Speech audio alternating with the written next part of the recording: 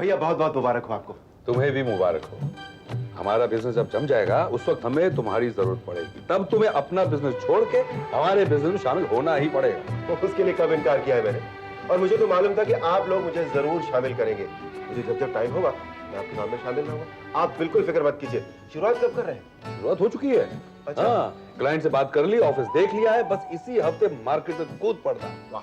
कूदने के बाद फिर हम चलेंगे नहीं, दौड़ेंगे भैया, दौड़ेंगे। वो भी इस रफ्तार पे कि हमारे आगे सर उठाकर चलने वाले लोग पीछे रह जाएंगे। वाह। राजेश बेटे, हाँ बाबूजी। एक बात पूछना तुम्हें भूल ही गया। ये अच्छा हुआ कि तुम 50 लाख रुपए लेकर आए। तुम चाहे उस आदमी का नाम मत बताओ, लेकिन एग्रीमेंट तो किया होगा ना? एग्रीमेंट तो अरे एग्रीमेंट के बिना कौन पैसे देगा? जाओ एग्रीमेंट लेकर आओ। और बेटे, बिना एग्रीमेंट के अगर उसने पैसे दिए हैं तो मेरी तुम्हें सलाह है, तुम पैसे लौटाओ। वो जरूर गलत काम के पैसे होंगे, भविष्य में वो तुम्हें फंसा सकता है, और गलत काम के पैसों से मैं तुम्हें बिजनेस नहीं करने दूंगा। जी, अगर गलत पैसे भी होंगे तो हमें क्या है, हमने तो उधार लिया है ना, और वो हमने लौटा देना। बेटा, कल को कुछ हो गया तो मार्केट में हमारी जो थोड़ी बहुत इज्जत है ना, वो भी खाक में मिल जाएगी। ला, मुझे एग्रीमेंट दिखा। लेकिन बाबूजी, देखो, मैंने तुझे कहा ना, एग्रीमेंट देखे बिना मैं तुम्हें बिजनेस नहीं करने दूंगा। अरे भैया, अब बाबूजी को एग्रीमेंट दिखा दीजिए ना। एग्रीमेंट तो है, लेकिन तो एग्रीमेंट है, अगर है तो दिखाने में क्या हर्ज है? मुझ पर भरोसा नहीं है क्या? है बेटे, भरोसा है, पूरा भरोसा है। लेकिन कल को उठकर कोई मुसीबत आ गई तो लोग तो यही कहेंगे ना, बाप ने अपने बेटे को अच्छी सलाह नहीं दी। अरे भैया, ला, एग्रीमेंट दिखा। अरे भैया, बाबूजी जब इतना कह रहे हैं तो आप एग्रीमेंट दिखा दीजिए ना। प्रॉब्लम क्या है?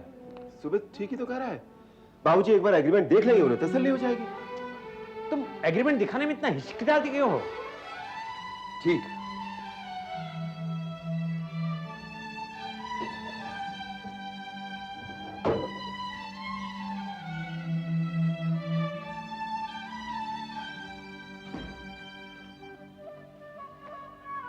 ये लीजिए।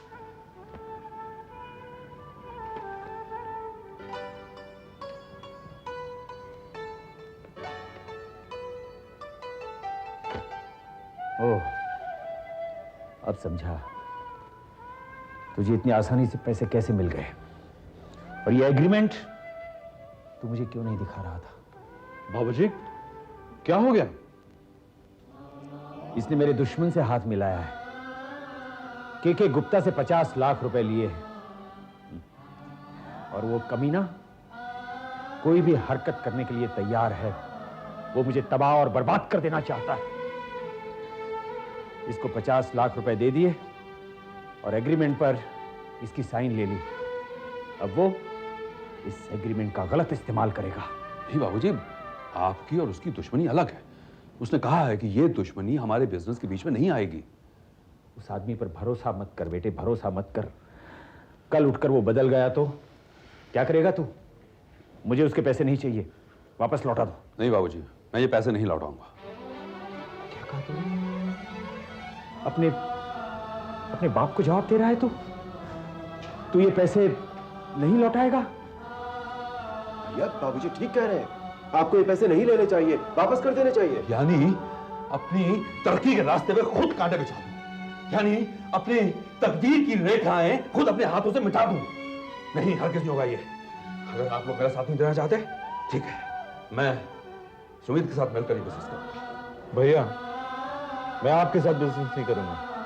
मैं बाबूजी के साथ हूं, आप अकेले बिजनेस कर लीजिए। ये बात है तो ठीक है, मैं अकेले बिजनेस करूंगा। लेकिन आप बिजनेस करेंगे तो हमारा नाम तो जुड़ जाएगा ना। सब तो यही समझेंगे ना, हम भी साथ में हैं। ठीक है, मैं अपनी पत्नी को लेकर ये घर छोड़कर चला जाता हूं। जब मेरा बिजनेस जम जाएगा तब वापस आ जाऊंगा। क्या कहा तूने? क्या कहा? तू ये घर छोड़कर चला जाएगा? एक दुश्मन के लिए अपने बाप को छोड़कर चला जाएगा? हे भगवान, ये कैसा जमाना आ गया है। बेटा अपने बाप को छोड़कर एक दुश्मन से हाथ मिलाने चला जा रहा है। शर्म नाम की चीज अब इस दुनिया में रही नहीं।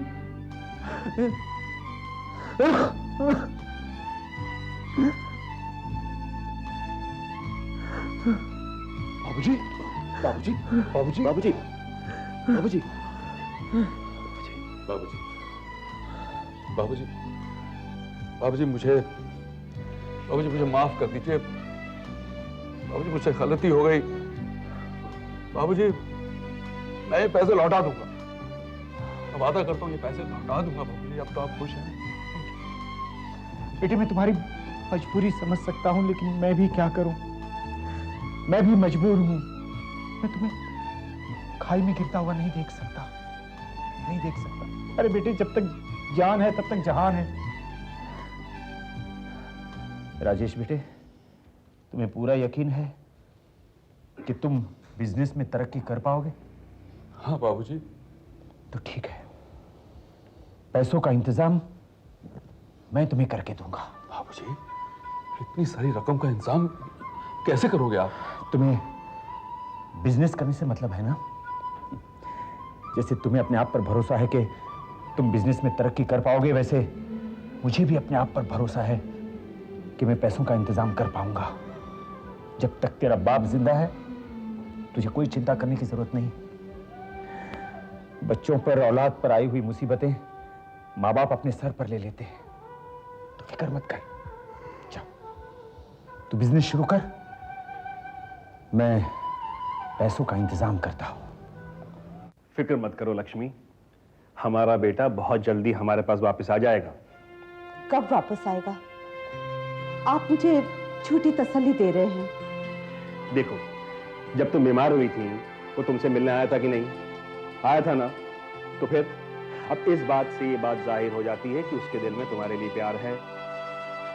आएगा, जरूर वापस आएगा। लक्ष्मी 25 साल से उन लोगों के साथ रहा है, इतनी आसानी से उनको छोड़ थोड़ी ना सकता है वो। कब तक तड़पती रहूंगी मैं उसके प्यार के लिए, उसे गले लगाने के लिए। अब मुझसे सब्र नहीं होता। थोड़ा सा और सब्र कर लो लक्ष्मी, धीरे धीरे प्यार से हमें उसके दिल में जगह बनानी है। हाँ, जहां तक हो सके मैं कोशिश कर रहा हूं कि घी सीधे उंगली से निकले। अगर नहीं निकलेगा तो मुझे मालूम है क्या करना है। तुम अभी के गुप्ता के चालों से वाकिफ नहीं हो लक्ष्मी, इसीलिए तो राज को मैंने उस घर में भेजा है। जब तक उस घर की एकता नहीं टूटेगी, उनके आपस में नफरत पैदा नहीं होगी, जब तक सुमित बेसहारा नहीं होगा, हमारे पास वापस नहीं आएगा। इसलिए सुमित को हमारे पास लाने के लिए पहले उसके सब सहारों को तोड़ना पड़ेगा। मैं देखता हूं।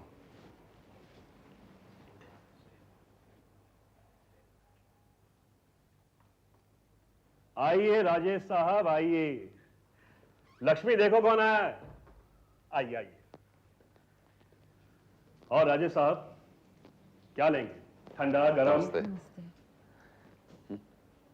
क्या बात है, आज आपके तेवर कुछ चढ़े हुए हैं?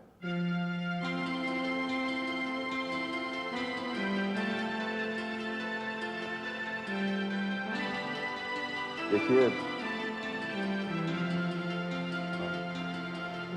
मैं बहुत शर्मिंदा हूं। ये कैसी बातें कर रहे हैं? आपको अपने 50 लाख रुपए मिल गए, आपका बिजनेस भी शुरू हो चुका है। अब आपको किस बात की शर्म है? अब तो आपको सर ऊपर करके चलना चाहिए। हाँ, मैं बड़ी उम्मीद के साथ आपसे रुपए लेकर गया था, लेकिन मैंने अपना इरादा बदल दिया है। कैसा इरादा? मैं आपके रुपयों के साथ बिजनेस तो करना चाहता था, लेकिन अब मुझे ये रुपए नहीं चाहिए। राजेश साहब, आज के जमाने में कोई किसी को 50 रुपए तक नहीं देता, और आपको तो 50 लाख रुपए इकट्ठे मिल रहे हैं, वो भी बिना किसी गारंटी के। आप ये सुनहरा मौका हाथ से गंवाना चाहते हैं? मेरे लिए मेरे पिताजी की जबान से बड़ी कोई चीज नहीं है। मेरे बाबूजी ने कहा है ये रुपए लौटा दो, बात खत्म हो जाती है। लेकिन मुझे ये समझ में नहीं आ रहा है कि आपने अपने बाबूजी से ये बात बताई क्यों कि रुपए आप मुझसे लेके गए थे? मैंने बताया नहीं, उन्होंने मुझसे एग्रीमेंट मांगा, मुझे एग्रीमेंट दिखाना पड़ा, उन्हें शक हो गया था। ठीक है, लेकिन राजेश साहब, उस दिन तो आप बहुत बड़ी बड़ी बातें कर रहे थे। बिजनेस में रिश्तों की जगह नहीं होती, बिजनेस में हमारी दुश्मनी बीच में नहीं आएगी। और वो सब बातें भूलकर अपने बाप की 2 बातें सुनकर पिघल गए आप। मैं तो ये कहूंगा राजेश साहब कि आप बिजनेस करना नहीं जानते।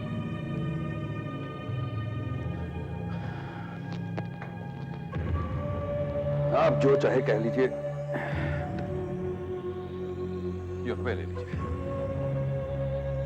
एक बार फिर सोच लो। देखिए, ये 50 लाख रुपए रख लीजिए। मैंने बैग खोलकर देखा था और मैं सोच समझ कर आया हूं यहां पर। आप मुझे मेरा एग्रीमेंट दे दीजिए। देखा लक्ष्मी, देखा तुमने? आज के जमाने में कोई ऐसा आदमी होगा जिसे इतने सारे रुपए इकट्ठे मिल रहे हो और वो वापस कर दे? है राजेश नाथ दीवान, विशंबर नाथ दीवान का बेटा। विशंबर नाथ दीवान हमारा दुश्मन।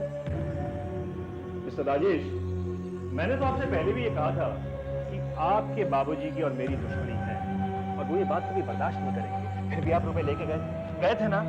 तो आज इस वक्त अब मैं अगर ये कहूं कि ये रुपए मैं वापस नहीं लूंगा और आपके एग्रीमेंट का मैं नाजायज फायदा उठाऊंगा तो क्या कर लेंगे?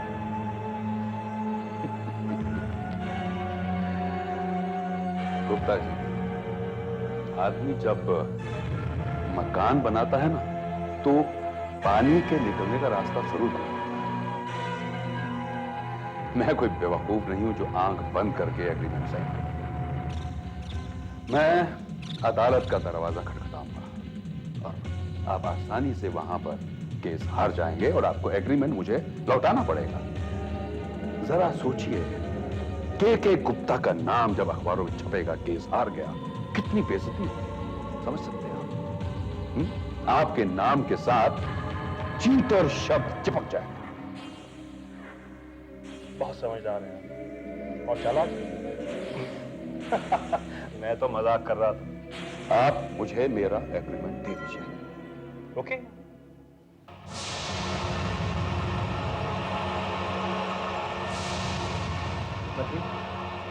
तुम अंदर।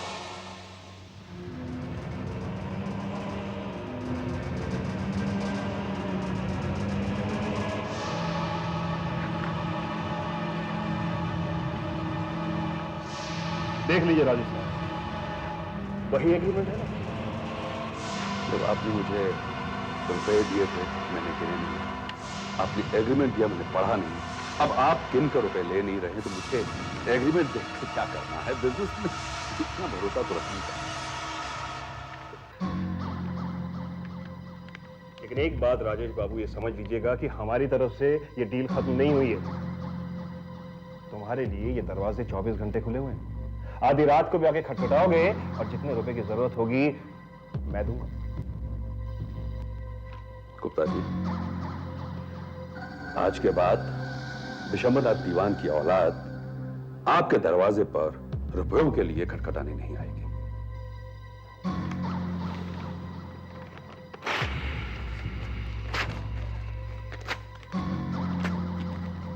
अब हमारा कुछ लेन देन बाकी नहीं।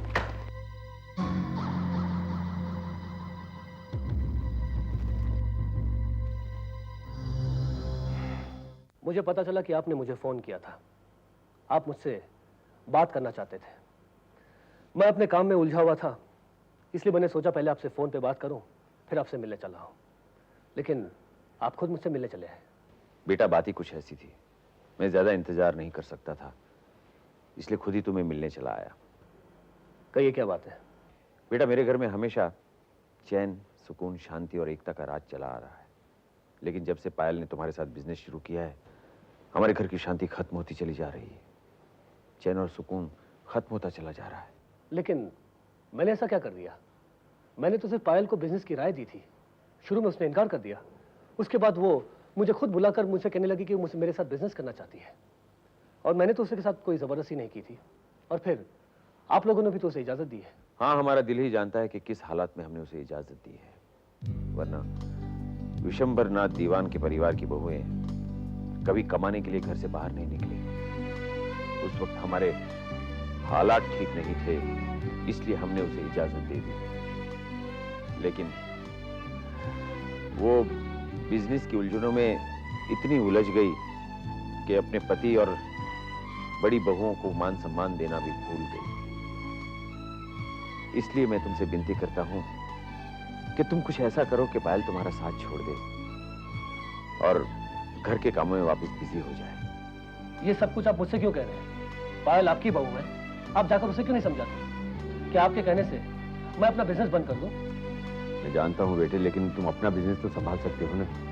और वैसे भी तुम्हारा बिजनेस सेट हो चुका है, तुम्हें पायल की क्या जरूरत है?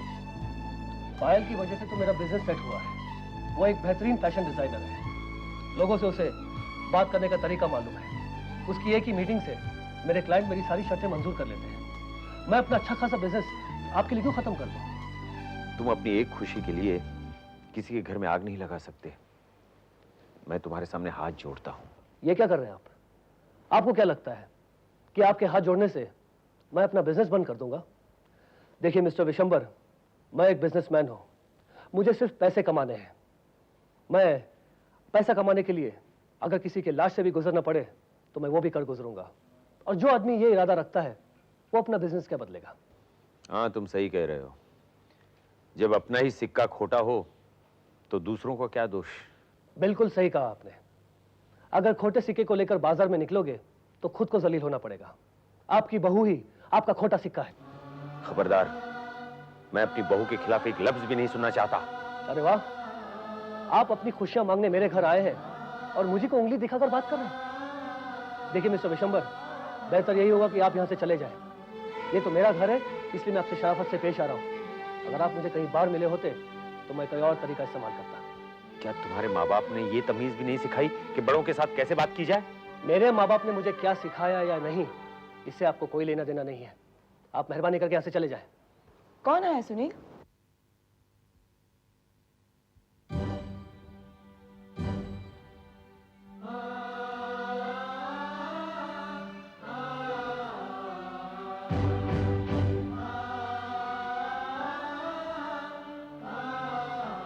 माँ, ये विशंबरनाथ दीवान है, पायल के ससुर।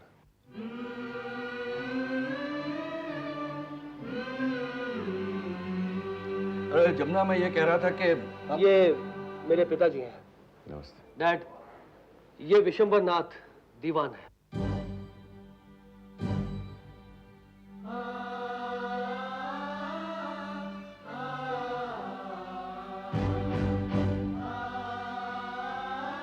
अच्छा, तो आप ही है विशंबरनाथ दीवान? आपका नाम बहुत सुना था मैंने। आज मुलाकात की तमन्ना भी पूरी हो गई। अच्छा, मैं चलता हूं, लेकिन सुनील, मैंने जो कुछ भी तुम्हें कहा है याद रखना।